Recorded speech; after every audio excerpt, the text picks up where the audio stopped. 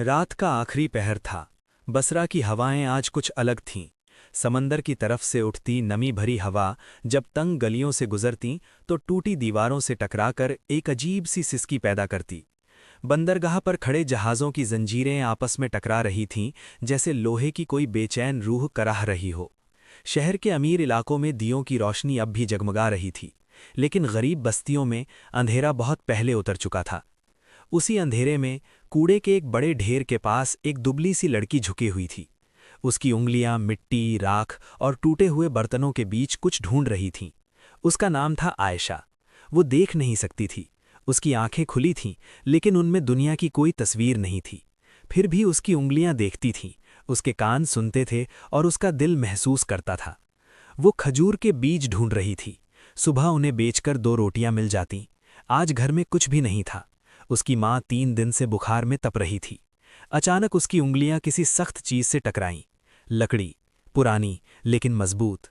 आयशा ने हाथ फेराया। ये कोई टूटा हुआ बक्सा नहीं था। ये एक पूरा भारी बंद संदूक था। उसने दोनों हाथों से पकड़कर खींचा। संदूक जमीन पर रगड़ा और लकड़ी की कराहती आवाज निकली। आयशा का दिल तेज धड़कने लगा। या अल्लाह, ये क्या है? उसने कान लगाकर संदूक को हल्का सा हिलाया। अंदर कुछ टकराया। धातु की हल्की सी खनक सुनाई दी। उसका गला सूख गया। बहुत मुश्किल से वो उस संदूक को घसीटते हुए अपनी झोपड़ी तक लाई। दरवाज़ा आधा टूटा हुआ था। अंदर मिट्टी का चूल्हा था, एक पुरानी चटाई और कोने में लेटी उसकी माँ। अम्मी, आयशा ने धीरे से पुकारा। माँ ने करवट ली और तुरंत खांसी का दौरा पड़ा। क्या लाई हो बेटी? अम्मी, मुझे एक संदूक मिला है। माँ घबरा गई। किसका? पता नहीं। आयशा ने हाथ फेरते हुए कहा, भारी है, अंदर कुछ है। माँ धीरे धीरे उठकर बैठी। एक मोमबत्ती जलाई गई। उसकी लौ हल्की हवा में कांप रही थी। माँ ने संदूक को गौर से देखा। ये साधारण नहीं था। किनारों पर पीतल जड़ा हुआ था। ताला मजबूत था, लेकिन पुराना। माँ के हाथ कांपने लगे। बेटी, इसे मत खोलना। आयशा ने हैरानी से पूछा, क्यों अम्मी? माँ की आवाज़ धीमी थी। हो सकता है किसी की अमानत हो। तभी बाहर अचानक शोर उठा। घोड़ों के दौड़ने की आवाज़ आई। लोगों की पुकारें गूंजने लगी। सुनो सुनो, एक आदमी ऊंची आवाज में चिल्ला रहा था। शहर के मशहूर ताजिर का कीमती संदूक खो गया है। जो उसे लौटाएगा उसे बड़ा इनाम मिलेगा। आयशा का दिल धक से रह गया। माँ की सांसें तेज हो गईं। देखा, मैंने कहा था ना। आयशा चुप रही। उसने धीरे से संदूक को छुआ। अम्मी, अगर ये उनका है तो हमें लौटा देना चाहिए। माँ की आंखों में आंसू आ गए। लेकिन बेटी, हम भूखे हैं। 3 दिन से खाना नहीं था। घर में दवा नहीं थी। बुखार बढ़ता जा रहा था। माँ की आवाज़ टूट गई। अगर इसमें सोना हो तो? कमरे में गहरी खामोशी छा गई। मोमबत्ती की लौ और लंबी हो गई। आयशा ने ताले पर हाथ रखा। उसकी उंगलियां हल्के से कांप रही थीं। फिर उसने बहुत धीरे कहा, अम्मी, मैं अंधी हूं, लेकिन मेरा ज़मीर अंधा नहीं है। झोपड़ी में गहरी खामोशी थी। बाहर हवा चल रही थी। टूटी हुई छत से आती सीटी जैसी आवाज पूरे कमरे में गूंज रही थी। आयशा ताले पर अपनी उंगलियां फेर रही थी, जैसे वो लकड़ी और लोहे के बीच छिपे किसी राज को महसूस करना चाहती हो। कोनों में बैठी उसकी माँ की सांसें तेज चल रही थी। बुखार से उनका माथा तप रहा था। कुछ देर बाद माँ की कमजोर आवाज सुनाई दी, बेटी, अगर ये सच में उस ताजिर का है तो वो बहुत अमीर होगा। उसे क्या फर्क पड़ेगा? आयशा ने सिर झुकाए धीरे से जवाब दिया, अम्मी, फर्क उसे नहीं पड़ेगा, फर्क हमें पड़ेगा। कमरे में फिर खामोशी फैल गई। माँ ने कांपते हुए हाथों से ताले को छुआ। ताला पुराना था और जंग लगा हुआ। पास पड़ी एक पुरानी कील से उसे खोलने की कोशिश की गई। पहला झटका, ताला हिला। दूसरा झटका, लोहे की हल्की सी आवाज आई। तीसरे झटके के साथ ताला टूटकर नीचे गिर गया। उस पल जैसे कमरे में समय ठहर गया। माँ ने धीरे धीरे संदूक का ढक्कन उठाया। मोमबत्ती की कांपती लौ अंदर पड़ी और उसी क्षण कमरे में सुनहरी चमक फैल गई। अंदर छोटे छोटे कपड़े के थैले रखे थे। माँ ने कांपते हाथों से एक थैला खोला। जैसे ही वो खुला, सिक्कों की हल्की खनक सुनाई दी। अंदर सोने के सिक्के थे, असली, भारी, ठंडे। माँ की आंखों से आंसू बह निकले। या अल्लाह! आयशा चुपचाप सुन रही थी। उसने अपना हाथ आगे बढ़ाया। माँ ने एक सिक्का उसकी हथेली पर रख दिया। सिक्का ठंडा था। आयशा ने उसे उंगलियों से महसूस किया, फिर धीरे से बोली, ये किसी की रोटी है अम्मी, किसी की मेहनत है। माँ की हिम्मत टूटने लगी। बेटी, मेरी दवा नहीं है, हम 3 दिन से भूखे हैं, अगर हम एक सिक्का भी ले लें तो कौन जानेगा। कमरे में गहरा सन्नाटा छा गया। उसी समय बाहर से फिर आवाज आई, सुनो सुनो, ताजिर का कीमती संदूक खो गया है, जो लौटाएगा उसे बड़ा इनाम मिलेगा। रात किसी तरह गुजर गई। सुबह होते ही खबर पूरे मोहल्ले में फैल गई। किसी ने देखा था कि आयशा रात में कोई भारी चीज घसीट कर ला रही थी।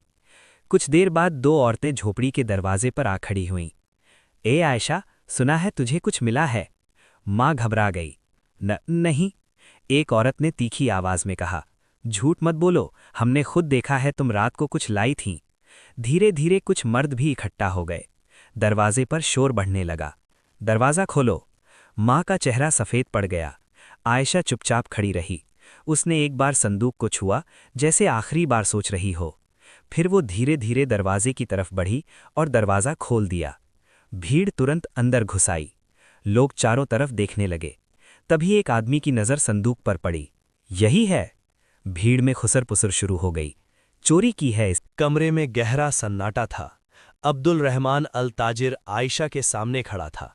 कुछ पल तक वो उसे देखता रहा, फिर उसने धीमी आवाज में कहा, लड़की, तुम जानती हो, ये संदूक मैंने जानबूझकर खोया था। भीड़ में अचानक हलचल मच गई। क्या? ताजिर ने शांत लेकिन भारी आवाज में कहा, हाँ, मैंने इसे जानबूझकर खोया था। मुझे अपने शहर पर भरोसा कम होने लगा था।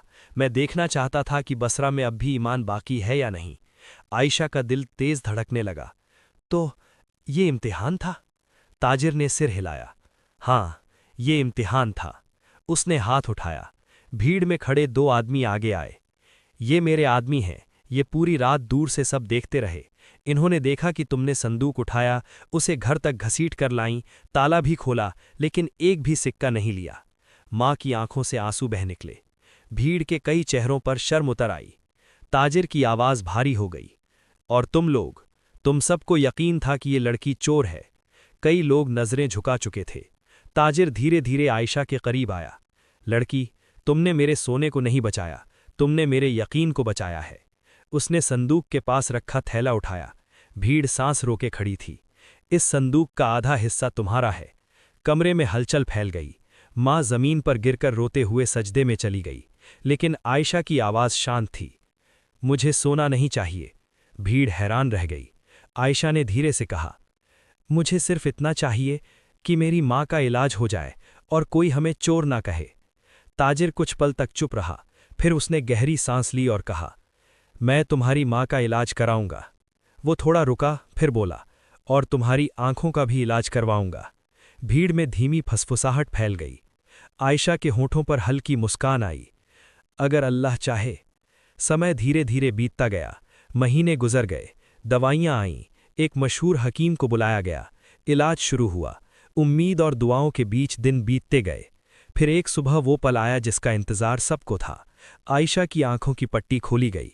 पहले उसे सिर्फ हल्की सी रोशनी महसूस हुई, फिर धुंधली आकृतियां दिखीं, फिर धीरे धीरे सब साफ होने लगा। सबसे पहले उसने अपनी माँ को देखा, फिर झोपड़ी की दीवारें दिखीं, फिर ऊपर खुला आसमान दिखा।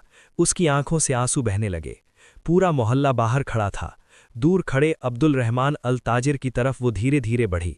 उसकी आवाज़ कांप रही थी। मैं अब देख सकती हूँ। अब्दुल रहमान अल ताजिर की आंखों में भी चमक आ गई। वो मुस्कुराया और बोला, और मैं अब भरोसा कर सकता हूँ। उस दिन बसरा के लोगों ने एक गहरी बात सीखी। ईमानदारी का असली इनाम सोना नहीं होता। असली इनाम होता है इज्जत, सुकून और लोगों के दिलों में जगह। आज भी बसरा के बूढ़े लोग कहते हैं, उस दिन हमने एक अंधी लड़की को नहीं देखा था, हमने अपना ज़मीर देखा था।